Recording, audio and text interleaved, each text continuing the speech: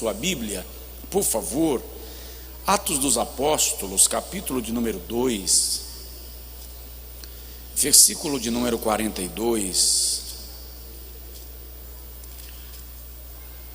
Atos dos Apóstolos, capítulo 2, versículo 42 e 43.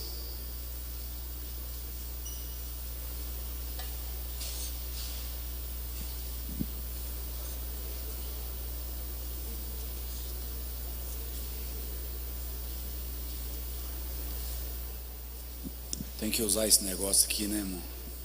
Deus tenha piedade. Eu recebi um recado essa semana, um senhor que não é evangélico, mas acompanha todos os nossos cultos. E ele disse assim: pergunta para o pastor porque que ele não deixa logo aquele óculos no rosto, não prega com aquilo, fica tirando. Isso é porque não aprendi ainda, irmão, está uma luta, mas a gente chega lá. Atos 2, 42 e 43. E perseveravam na doutrina dos apóstolos, e na comunhão, e no partir do pão, e nas orações. E em toda a alma havia temor, e muitas maravilhas e sinais se faziam pelos apóstolos. Quantos podem dizer amém? Leia comigo esse texto, vamos lá, em voz audível, vamos juntos. E perseveravam na doutrina dos apóstolos, e na comunhão, e no partir do pão, e nas orações. E em toda a alma havia temor, e muitas maravilhas e sinais se faziam pelos apóstolos. Amém. Senta um pouquinho. Alguém me perguntou esses dias se eu não enjoo de pregar no mesmo versículo não sei quantas vezes. E eu disse que o grande problema de enjoar é quando você come a mesma comida. E o fato de você pregar no mesmo versículo não significa que você está repetindo o prato, porque a palavra do Senhor se renova cada manhã. Você é sempre instruído nela pelo Espírito de Deus. Nós começamos há 12 semanas atrás falando de Atos 2, 42 e 43 sobre a igreja do avivamento. As características da igreja que será instrumento de um grande avivamento neste tempo, que alguns já chamam de pós-pandemia. Embora eu realmente compreendo que esse avivamento não precisou aguardar o chamado pós-pandemia, esse avivamento começou durante esse processo, no qual nós fomos compelidos a uma mudança forçada de comportamento, de mentalidade, e o próprio ambiente de culto foi transformado por livre e espontânea necessidade. E eu disse para os irmãos ao longo destas 11 semanas anteriores, que nós sempre questionamos, pelo menos eu e mais alguns, a razão pela qual sinais, prodígios, maravilhas já não acontecem no nosso tempo, como já ocorreu em outros tempos. Terá Deus mudado? Obviamente que não, porque o Senhor não muda, Ele é eterno. E se eu digo a você que o Senhor não muda e você não consegue nem dar um glória a Deus, eu vou ter que repetir. A Bíblia diz que os céus cambalearão como bêbado, a terra cambaleará como bêbado, e os céus se enrolarão como livro, e como vestido envelhecerão. Salmo 102. Mas o Senhor é o mesmo, e os seus anos não têm fim. Então, o Deus que abriu o mar não mudou. O Deus que parou o sol e a lua não sofreu alteração. O Deus que fez milagres ao longo da história continua fazendo milagres no nosso tempo. Mas o grande segredo da igreja primitiva, já falei com os irmãos e estou repetindo, está em Atos 2,42. Para mim esse é o texto áureo do livro dos Atos dos Apóstolos. Eles perseveravam, eles se mantinham, eles conservavam, o posicionamento deles não foi alterado com o tempo, os privilégios e o status. Perseveravam na doutrina, perseveravam na comunhão, perseveravam no partir do pão, perseveravam nas orações e perseveravam no temor. Só depois disto o texto afirma que eles faziam sinais e maravilhas.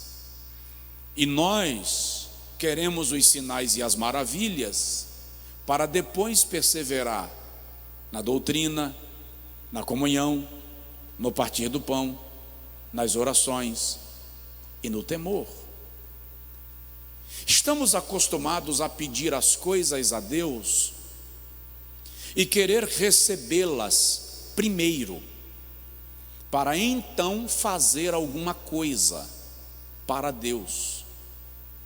Nós não entendemos, em primeiro lugar, que não é da natureza de Deus fazer trocas. Deus não trabalha com princípio de barganha, Ele trabalha com lei da recompensa, não com princípio de barganha.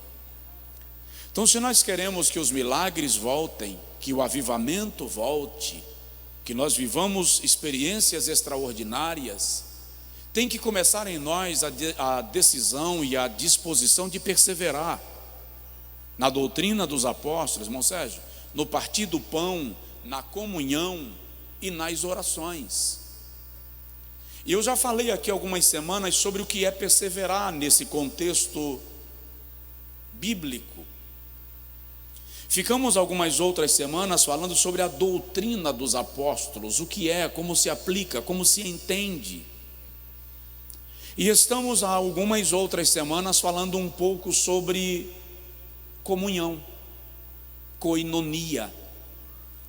E hoje eu quero falar um pouco sobre aspectos da nossa comunhão com Deus. Aspectos da nossa comunhão com Deus, mesmo porque na semana passada eu deixei muito claro, nas duas últimas semanas, que a comunhão com Deus, ou que a nossa comunhão é primeiro com Deus, é primeiro vertical e só então horizontal. Mas a Bíblia deixa muito claro para nós que se a nossa comunhão horizontal, se a nossa comunhão com o irmão não existe, há uma grande probabilidade de que a nossa comunhão com Deus também não exista. Porque quem tem comunhão com Deus, tem comunhão com o irmão. Mas, se andarmos na luz, como Ele na luz está, temos comunhão uns com os outros. Significa que se eu não tenho comunhão, há uma grande probabilidade de que eu não esteja andando na luz. Agora observe, eu disse aos irmãos algumas semanas atrás, quando falamos aqui sobre o conceito de comunhão, que biblicamente o conceito de comunhão está relacionado a participar, compartilhar, partilhar. Comunhão é participação em algo comum. Não há comunhão sem participação, e é interessante que o uso do termo na Bíblia tem muito mais uma relação com aquilo que é espiritual do que com aquilo que é social. Eu citei alguns dias atrás a frase de um teólogo. Ele diz que comunhão para a igreja primitiva não era o chazinho com biscoito. Comunhão para a igreja primitiva não era o jogo de futebol para gerar uma integração social. Para a igreja primitiva, a comunhão era a experiência da aliança espiritual que nos mantém vinculados uns aos outros, a despeito de circunstâncias e de situações. Nós temos uma aliança em Cristo que nos torna um nele. Amém? Agora, João diz na primeira epístola, capítulo de número 1, versículo de número 3, que a nossa comunhão é a comunhão com o Pai. Então, quais são os aspectos desta comunhão com o Pai? É isso que eu quero compartilhar hoje à noite com os irmãos. Quando Deus criou o homem lá no Gênesis capítulo 1, eu disse que Deus criou o homem eu ia dizer que Deus criou o homem no Éden, mas Deus não criou o homem no Éden. Deus criou o homem e depois plantou o Éden e colocou o homem dentro dele. Então, quando Deus cria o homem lá no Gênesis 1, Ele deixa muito claro o seu interesse de estabelecer com este homem, esta criatura, um relacionamento de comunhão. Isso está claro em algumas citações muito específicas de Moisés. Por exemplo, Gênesis 1:26. Façamos o homem à nossa imagem e conforme a nossa semelhança. Deus já estava revelando que Ele estava criando um ser com o qual Ele se comunicaria, porque neste homem, nessa criatura, Ele estabelece a sua imagem e a sua semelhança. Isso já é comunhão. Depois no capítulo de número 2, versículo de número 8, a Bíblia diz que o Senhor formou o homem do pó da terra e soprou nas suas narinas fôlego de vida, espírito de vida. O Criador sopra na criatura a sua essência, a sua natureza. A expressão hebraica ali, ruach, indica que o espírito da vida de Deus foi posto dentro do homem. Aí no capítulo de número 3, versículo de número 8, quando o Senhor vem procurar Adão no jardim, depois que Adão come o fruto e está escondido, a Bíblia diz que o Senhor passeava no jardim na viração do dia. A maneira como o verbo foi disponibilizado no texto indica que aquela era uma prática comum. Não é que naquele dia Adão comeu do fruto e Deus veio para confrontá-lo. É que era uma prática comum de o Senhor vir ao Éden para conversar com Adão, se comungar com Adão, se relacionar com Adão. Quando o primeiro casal peca, comendo do fruto que o Senhor lhes havia ordenado que não comessem, a Bíblia diz que eles foram expulsos do jardim. E quando eles são retirados do jardim, uma espada flamejante é posta em torno da árvore, e querubins são estabelecidos para guardarem o caminho que dava acesso à árvore. A comunhão foi rompida. Observe que quando o Senhor reclama da situação do mundo antediluviano, Gênesis 6, Ele diz: o meu espírito não contenderá para sempre com o homem. E Ele decide exterminar a raça. E numa inspeção para o extermínio, Ele encontra Noé, o homem que andava com Deus. E o Senhor decide salvar a Noé e a sua família. Mas você encontra outra vez que a relação está trincada entre Deus e a humanidade. Quando ele dá a Moisés o modelo do tabernáculo, a planta do tabernáculo, ele diz a Moisés que entre o lugar santo e o lugar santo dos santos se poria um véu. Haveria uma separação entre o lugar que o povo congregaria, o povo judeu, os sacerdotes e os levitas, que ficavam no ambiente do lugar santo. Os judeus comuns ficavam no átrio, numa parte mais afastada do lugar santo dos santos. Se fosse gentio, ia para mais distante ainda, no átrio dos gentios. E se fosse mulher, um pouquinho mais distante, no átrio das mulheres. Só quem entrava no lugar santo dos santos uma vez por ano. Quantas vezes por ano? Uma. Era o sumo sacerdote, porque a comunhão estava rompida. Aí Isaías no capítulo 59, versículo 2 diz: os vossos pecados fazem separação entre vós e o vosso Deus.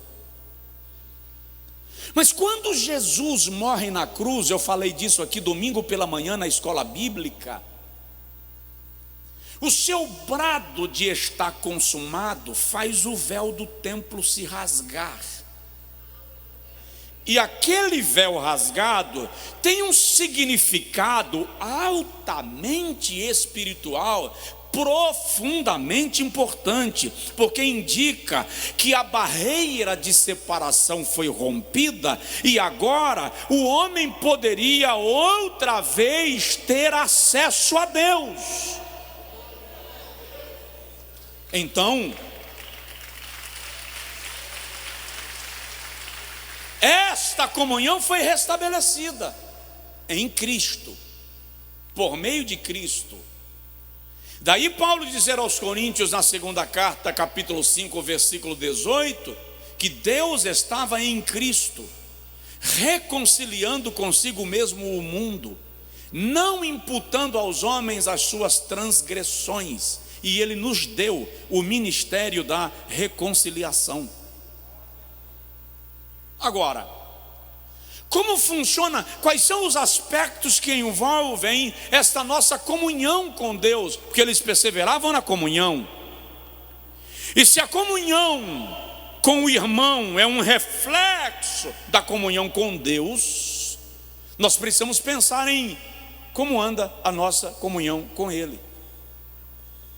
Sabe, irmãos, quando fala de comunhão com Deus, eu preciso admirar muito os homens da Bíblia. A comunhão deles com Deus era um negócio muito incrível. Quer ver? E andou Enoque com Deus, e não se viu mais, porquanto Deus para si o tomou. A comunhão era tão grande que Deus um dia chegou para Enoque e disse assim: Enoque, vou te fazer uma proposta. Sim, senhor, vamos morar lá em casa?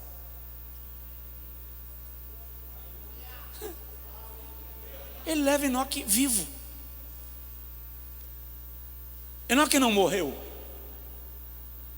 Aí quando a gente se depara com Abraão, a Bíblia diz que Abraão era amigo de Deus. Se o irmão estudar o diálogo de Abraão com Deus no episódio da destruição de Sodoma e Gomorra, você vai ver que Abraão fez algo que só alguém muito íntimo poderia fazer. Porque chegam 3 homens na tenda de Abraão em Gênesis capítulo 18, e Abraão ajoelha diante de um. Como é que ele sabia que dos 3 um era o próprio Deus? Por que ele não adorou aos 3, ele adorou apenas um? Ele reconheceu Deus entre os 3. E quando os 3 saem de madrugada para irem em direção a Sodoma, a Bíblia diz que quando chega na divisa, Abraão toma a frente. A expressão que ele fala com Deus indica que ele deu um passo à frente, se colocou em pé diante de Deus, como se tivesse colocado a mão no peito e disse: espera aí, o senhor vai destruir o justo com o ímpio? Irmão, Uzá tocou na arca e morreu. Abraão se coloca diante de Deus e interpela Deus, e Deus aceita o diálogo. É uma comunhão diferente. A Bíblia diz de Moisés que o Senhor falava com ele face a face, boca a boca. Nós precisamos muito entender que essa comunhão com Deus no nosso tempo não é impossível. Como assim, pastor? Não, não é. O Espírito Santo não habitava neles e habita em nós, mora em nós. Essa comunhão com eles era casual, esporádica, situacional. Essa comunhão nossa com Deus é permanente. O Espírito Santo está habitando dentro do crente permanentemente. A questão é que parece que por alguma razão nós não compreendemos o tamanho do privilégio que nós recebemos. E quem não compreende o privilégio recebido não desfruta das bênçãos que vêm com ele. Então vamos lá. O que envolve esta nossa comunhão com Deus? Primeiro, envolve confiança. Não dá para ter comunhão com Deus sem confiança, sem confiar nele. A grande questão é que confiar em Deus desafia algo em nossa natureza que a gente gosta. Nós gostamos de ter o controle,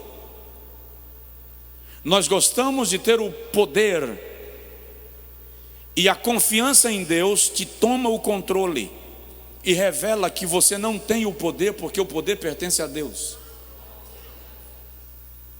Mas se eu quero me comungar com Deus, eu preciso exercitar a minha confiança nele. E aí vem um aspecto que eu e você precisamos assimilar nesta noite, é que quem confia em Deus entrega.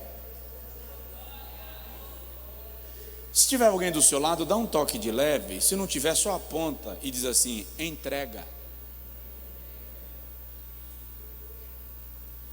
Quem confia em Deus sabe entregar. Salmo 37 diz assim: entrega o teu caminho ao Senhor, confia nele. Primeira epístola de Pedro, capítulo 5, versículo 7 diz: lançando sobre ele toda a vossa ansiedade, entregue. Tem situações que você está grudado tentando resolver e que só não foram resolvidas ainda porque você ainda não entregou.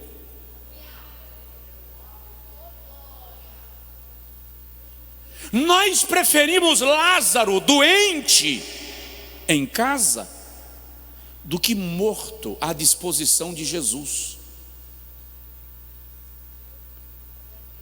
Só que quando Jesus assume o comando da situação, quando a gente demonstra nele a confiança que nos dá a ousadia de entregar, ele responde à nossa confiança com misericórdia. Então, quero comunhão com Deus, mas eu estou lá na dúvida. Eu disse outro dia que às vezes nós entregamos a Deus as nossas causas como alguns pais entregam o carro para o filho. Entrega o carro e o celular. Para quê? Para a cada 30 minutos telefonar e dizer assim: está tudo bem? Estacionou direito? A gente entrega as questões para Deus, mas a gente fica segurando na ponta. Quem já pescou com vara? Pescaria de anzol. Faz assim. Quando é que você sabe que o peixe pegou o anzol? Fisgou o anzol? Ou o anzol fisgou o peixe? De vez em quando você dá uma puxadinha para saber se está pesado. Então a gente entrega as coisas para Deus e de vez em quando a gente dá uma puxadinha para ver se Deus está segurando mesmo ou se Ele largou de mão. Presta atenção, Deus é soberano e tem o controle de todas as coisas. Entrega.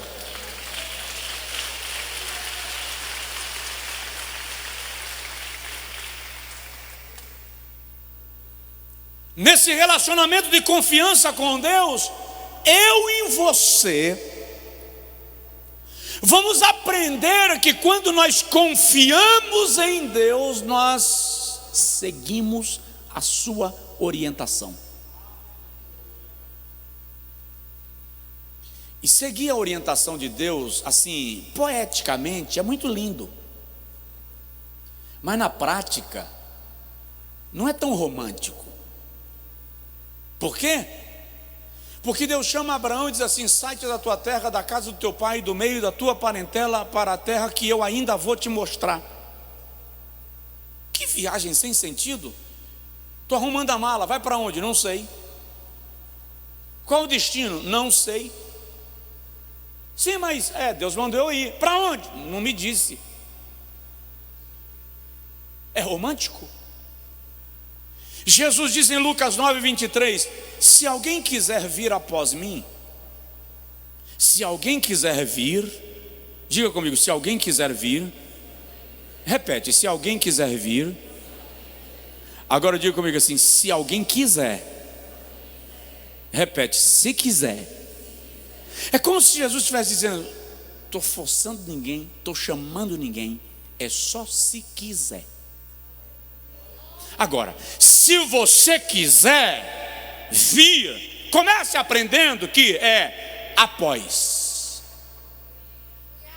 depois, atrás. Você não toma a frente, você vai atrás, porque a frente é minha. E quem anda após não decide o destino. Quem anda após não escolhe o caminho. Quem anda após não escolhe o método nem o ritmo.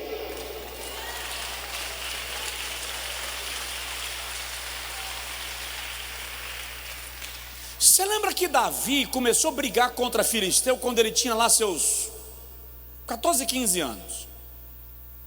Golias foi o primeiro cliente.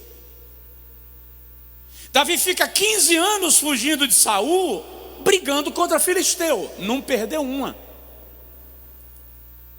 Quando ele se torna rei de todo Israel, segundo Samuel capítulo 5, ele é ungido rei pela terceira vez. É o único caso na história de Israel de alguém ungido 3 vezes para o mesmo cargo. Só que cada unção que ele recebe amplia a sua influência, o seu território. Aí a Bíblia diz que quando Davi é ungido rei, os filisteus se reúnem todos e vêm para prendê-lo. E sabendo os filisteus que Davi havia sido ungido rei sobre Israel terceira vez, reuniram-se e subiram contra ele para prendê-lo. Está escrito assim. Aí o texto diz que quando Davi soube que os filisteus estavam vindo, está escrito, ele desceu à fortaleza e chorou. Desceu à fortaleza e orou. E na sua oração ele pergunta a Deus: eu devo ir contra os filisteus? E o Senhor disse: vai. E ele pergunta ao Senhor: e o Senhor vai me dar vitória contra os filisteus? O Senhor disse: darei. E ele foi e guerreou e venceu. Os filisteus que sobreviveram foram embora. Passado um ano, a Bíblia diz que outra vez os filisteus, agora reunindo todas as suas forças, subiram contra Davi para matá-lo. Na primeira vez subiram para prendê-lo, na segunda subiram para matá-lo.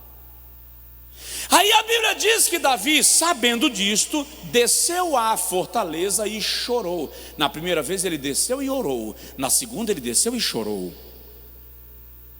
Na primeira vez ele perguntou a Deus: eu devo ir contra os filisteus? O Senhor disse: vai. Na segunda vez ele pergunta: eu devo ir contra os filisteus? O Senhor disse: não.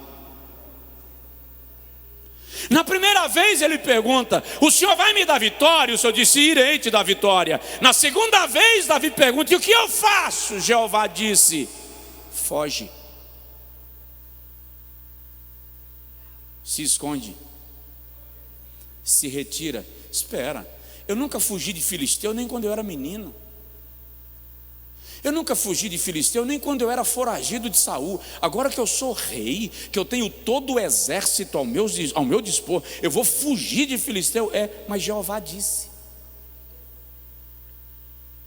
Como é que alguém vai entender isso? Ninguém tem que entender a ordem que Deus te deu, apenas obedeça.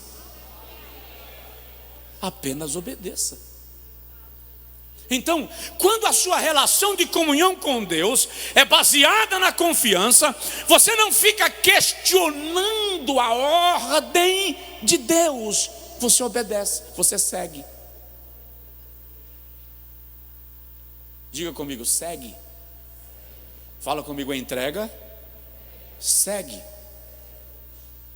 Quem confia em Deus, crê no que Ele já disse. Bom, presta atenção numa coisa, não importa quanto tempo passe, o que Deus disse está dito. Eu estava falando essa semana com para pastores de um estado, pregando numa convenção, e eu estava dizendo para eles: você já parou para perceber que Deus, o Pai, não ficava falando com Jesus todo dia? O Filho unigênito, santo, perfeito. Você só encontra 2 vezes que o Pai brada em relação ao Filho de modo audível: quando ele sai das águas batismais do Jordão e no Monte da Transfiguração. Então não fica todo dia dizendo assim: meu filho, fica confiando que eu estou contigo, viu? Você vai passar por um perrengue infeliz, mas eu estou com você. Então não fica falando com Jesus. Por quê? Porque quem tem relação de comunhão com Deus não precisa ficar pendurado em promessas que tem que ser repetida todo dia. O que Deus falou está dito, Ele é fiel, Ele cumpre, e Ele diz: eu velo sobre a minha palavra para a fazer cumprir. Se Deus disse, se Deus falou, não importa quanto tempo passou, Ele vai fazer, porque Ele não esquece daquilo que estabeleceu.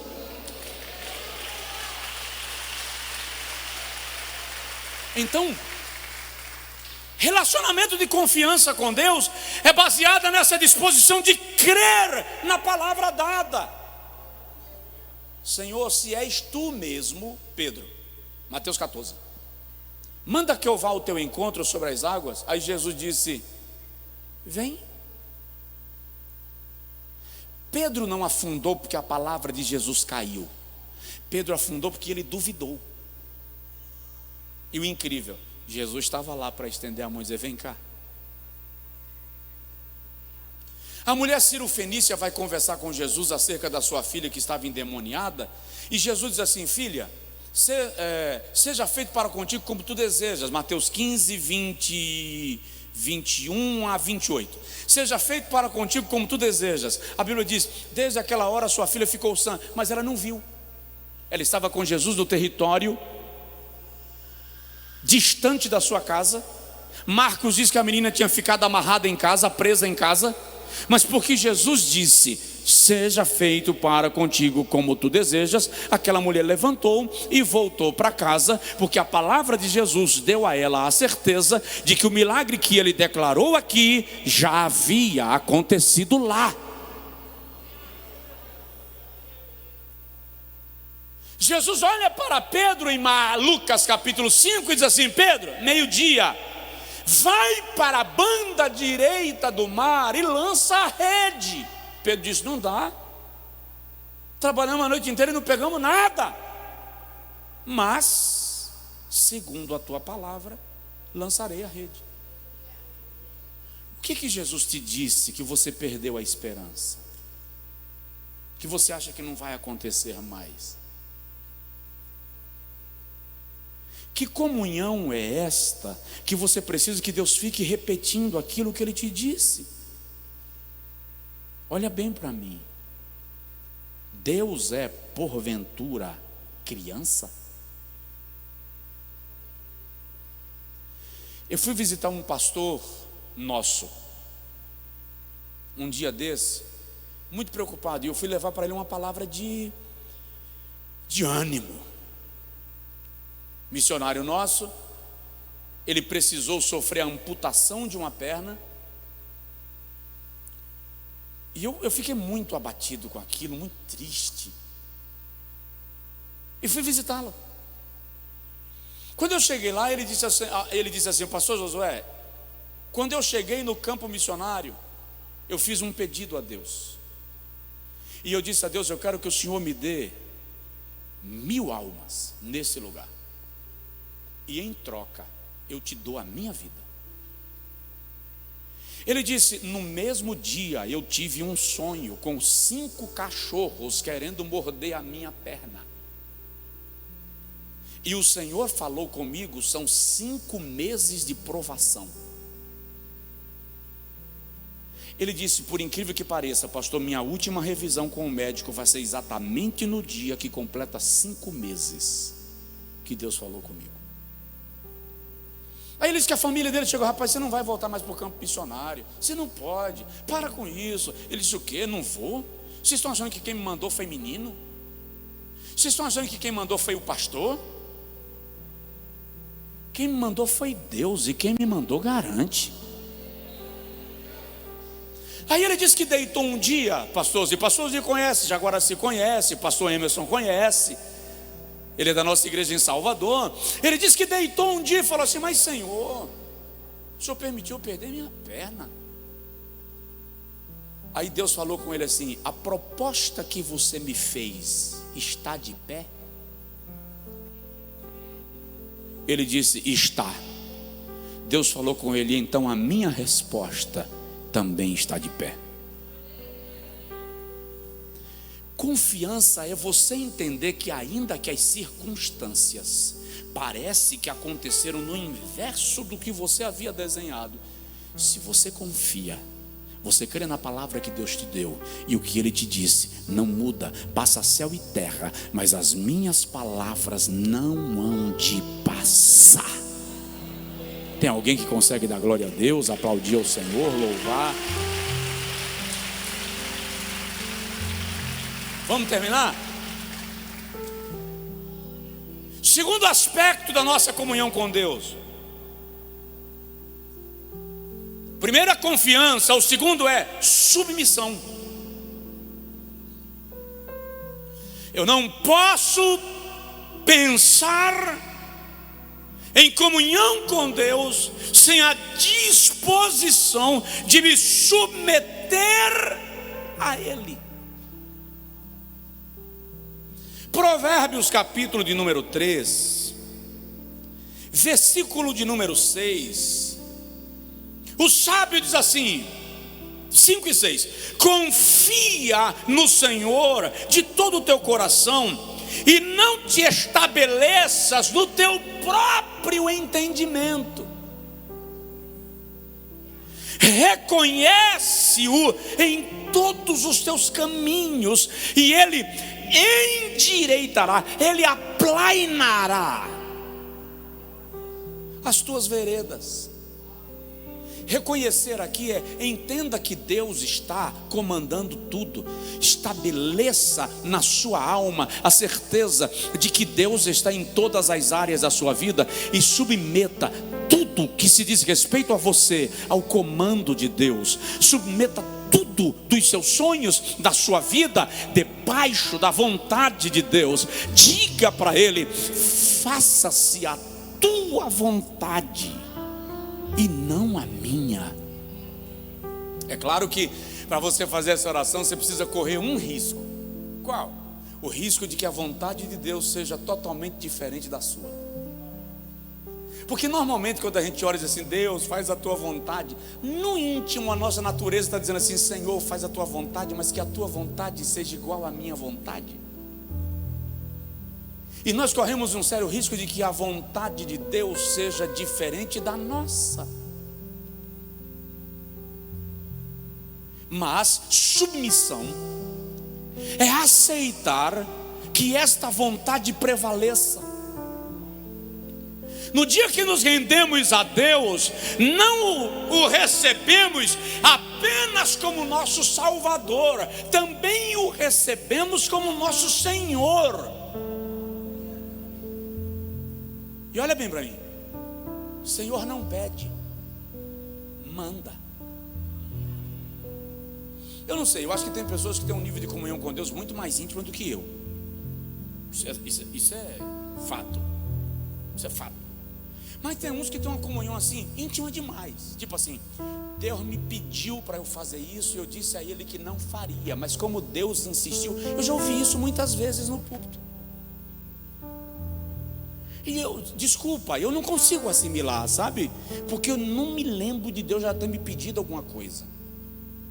Eu lembro de Deus dizer assim: Josué, por aqui.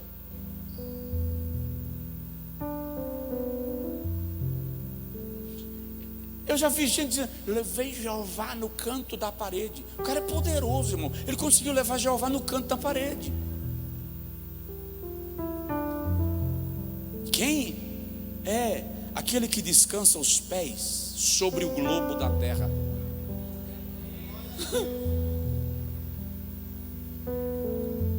Aquele que chama raios pelos nomes. Os raios se apresentam a ele e dizem: eis-nos aqui.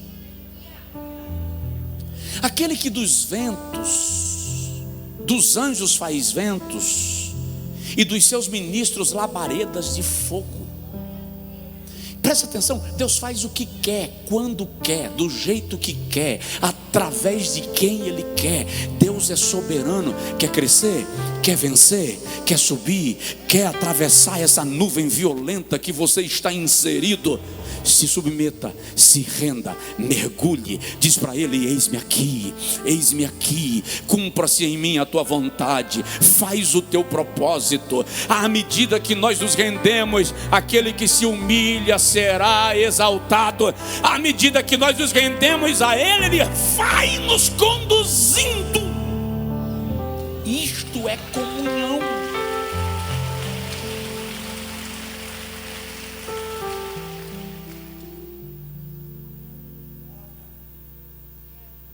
Dá para ir mais um pouquinho? Vocês aguentam mais um pouquinho? Tá. É que tem hora que eu canso e penso que o meu cansaço é vosso, entendeu? Então, terceiro. O terceiro aspecto da nossa comunhão com Deus é adoração. A maneira que nós adoramos, o nível da nossa adoração e o momento e circunstâncias que nós nos dispomos a adorar indica o nível da nossa comunhão com Deus. Murmurador não adora, adorador não murmura. Quem tem um nível de comunhão com Deus que consegue adorar em qualquer circunstância, suplanta a murmuração. Lázaro tem um louvor que diz assim: passo pela prova dando glória a Deus. É um negócio desse, né? Passo pela prova dando glória a Deus. Shirley tem um louvor que diz assim: sobrevivi adorando. Quando nós colocamos tudo em nós à disposição do louvor de Deus, e a nossa vida se constitui num ato de adoração a Ele, tudo em nossa vida refletirá culto, louvor, ações de graças, adoração. É incrível que a Bíblia Sagrada diz que Deus conhece todos os mistérios da terra, do universo. Daniel diz em sua oração que Deus conhece o oculto e o escondido, sabe onde mora a luz, e com Ele não há trevas. Mas lá na frente Jesus diz assim: o Pai procura o quê? Ele sabe o nome das estrelas, Ele sabe os fios de cabelo que tem sobre a nossa cabeça. Não cai uma folha da árvore sem que Ele o saiba. Ele chama os raios pelos nomes, sabe onde estão os tesouros da neve, sabe o peso do vento, mas está procurando alguma coisa. E o que Deus está procurando? Verdadeiros adoradores, que adorem ao Pai em espírito e em verdade. Se esse adorador tivesse em todos os lugares, em todas as cadeiras, em todas as vitrines, Deus não estaria procurando.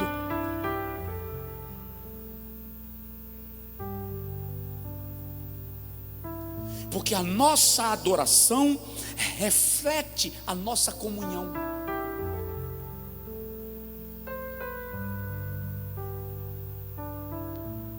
Pensamos que comunhão, quando vemos alguém que já começa dando rajada de línguas, a gente diz, que intimidade. Às vezes é fervor, mas não é intimidade. Eu estou censurando não, que eu acho bonito. O povo que fala muito língua estranha, eu acho bonito.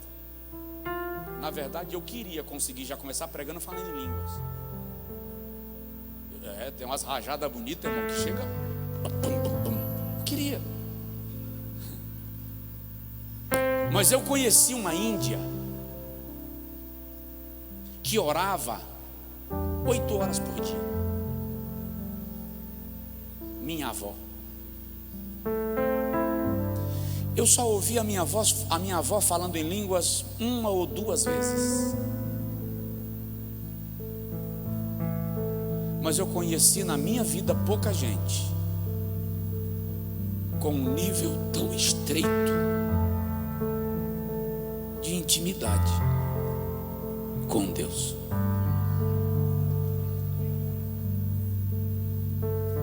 Ela falava pouco. As frases dela eram curtas,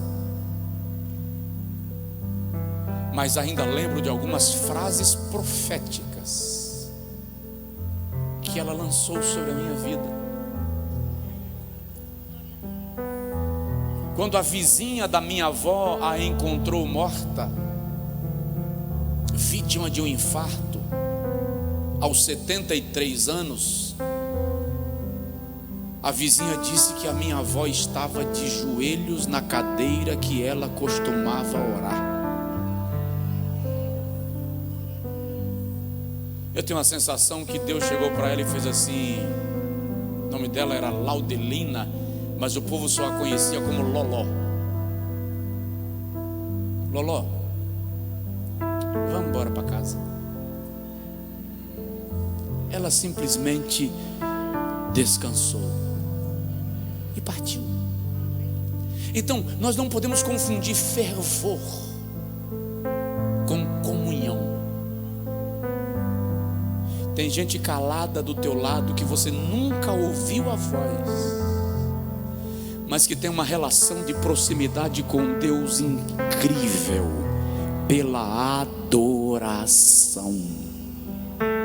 Só quem pode dar glória a Ele, eu já vou terminar.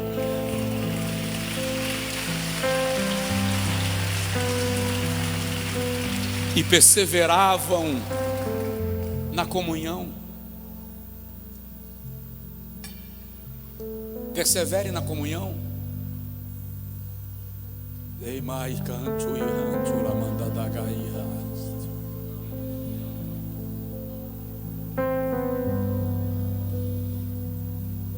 Por último, quarto aspecto dessa comunhão, e eu não vou nem comentar, só vou citar e a gente encerra. Disciplina. Uma pessoa em comunhão com Deus aceita limites, aceita regras, aceita ordens, porque sabe que onde não há limites existem riscos infindáveis. A questão do Éden não era o fruto, porque a Bíblia diz que Deus plantou no Éden toda a árvore frutífera boa para se comer. Tinha abundância.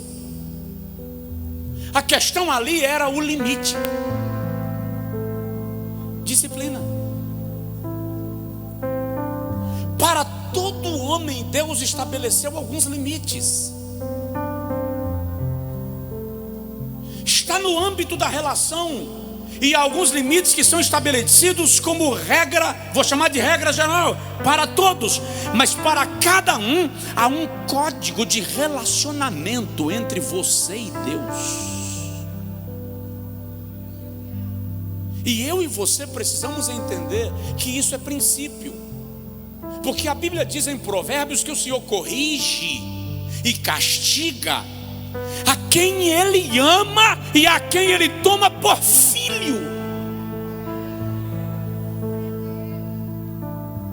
Se Se ele não corrige, é porque ele não tomou por filho. O escritor da Epístola aos Hebreus diz no capítulo de número 12, versículo 7, que nós temos os nossos pais segundo a carne para nos corrigirem quando erramos, muito mais o Pai dos Espíritos. Então, se somos filhos de Deus, somos disciplinados, chamados por Deus, confrontados muitas vezes. É óbvio que todo mundo que está sendo confrontado por Deus sabe que está sendo confrontado por Deus. Você precisa aprender a discernir quando é Deus que está te confrontando, quando é o diabo que está perturbando a tua alma, ou quando são pessoas malévolas querendo tirar a tua paz. Aprenda a discernir. Mas o aspecto da nossa comunhão com Deus é disciplina. É o Senhor nos chamar para corrigir, para correção. E eu e você entendermos que quando Deus nos estabelece limites, esses limites são para o nosso próprio bem.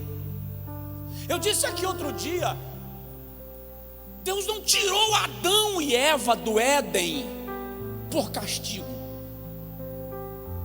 Não foi castigo, foi proteção.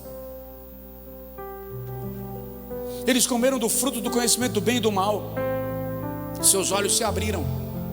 Agora o Senhor diz assim: eu vou impedir deles o acesso à árvore da vida, para que não comam do fruto da árvore da vida e vivam eternamente no estado que se encontram.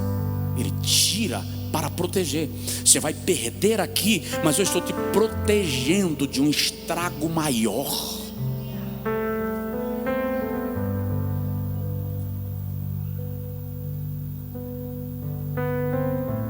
Seu filho de 4, 5 anos foi no shopping contigo. Tem a escada rolante de subida e a de descida. Por alguma razão, ele quer subir pela escada que está descendo. Alguém já viu isso aqui ou só eu? Ele quer descer pela escada que está subindo. Aí você chega lá e não deixa. E ele chora. E a depender da personalidade, esperneia. E a depender do temperamento, faz um show. Aí você pega assim e traz e leva. E ele está chorando. Ele acha que você está impedindo de ele fazer algo que é bom. Na verdade, você está protegendo. Tem coisas que Deus não te permitiu. Não foi para te castigar, foi para te proteger. Você é que não entendeu. Fica de pé, por favor. E perseveravam na doutrina e na comunhão. Eu sei que a mensagem hoje foi mais pontual, pausada, mas o que realmente pesa é se você compreendeu o que Deus está te dizendo e o que Deus está falando com você. E presta atenção na comunhão. Sinta-se à vontade para estar calado, para tentar ouvir Deus, porque Deus não fala quando você está tagarelando. Silencie.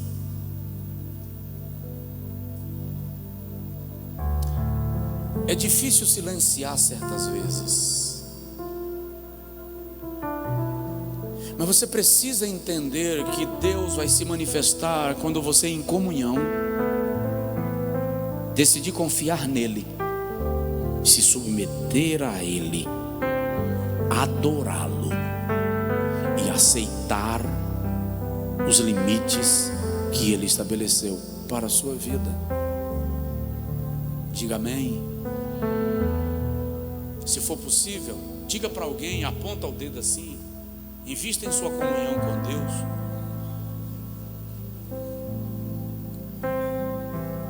É gostosa, é meio estranha, mas é gostosa. Estranha como, pastor? Estranha no sentido de que não é novelesca, não é poética, não é romântica, é experiencial. Vai te contrariar muitas vezes, vai te chocar muitas vezes. Quer ver um exemplo? Você não encontra Moisés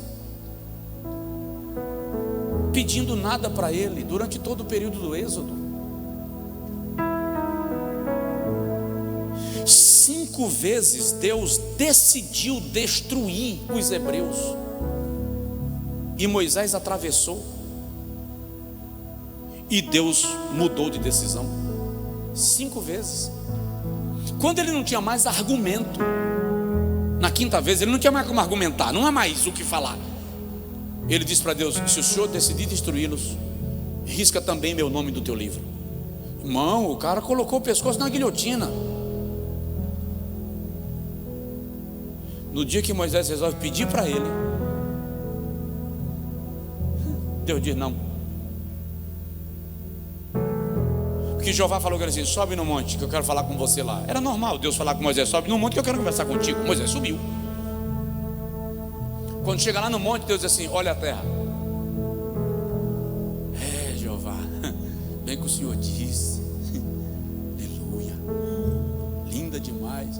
Aí Jeová disse assim: agora eu quero te comunicar que Josué, filho de Num, vai ser teu sucessor. É ele quem vai fazer o povo entrar na terra, porque você não vai mais descer do monte, você morre aqui. Moisés disse: não, Senhor, olha o que eu passei. Jeová disse: você morre aqui. Mas Senhor, aí Moisés assim: eu insisti com Deus, ele se irou contra mim e disse-me: não se fala mais neste assunto.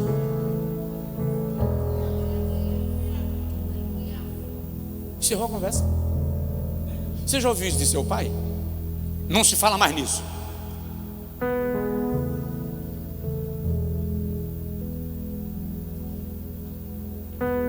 Porque na comunhão, muitas vezes, Deus te contraria e faz prevalecer o que Ele decidiu. Olha para mim. Só que Deus não esquece do que você queria. Ele te contraria, faz a vontade dEle, mas não esquece o que você queria. Moisés morreu, Josué entrou com o povo. Os anos se passaram, os séculos se passaram, ninguém fala mais no assunto. Mas um dia Jesus sobe no Monte Tabor, e quando Jesus transfigura, Jeová na sua glória diz assim: Elias, desce, você vai conversar com meu filho. Moisés, lembra do seu desejo de pisar na terra de Canaã? Eu vou cumprir agora. Desce lá e pisa.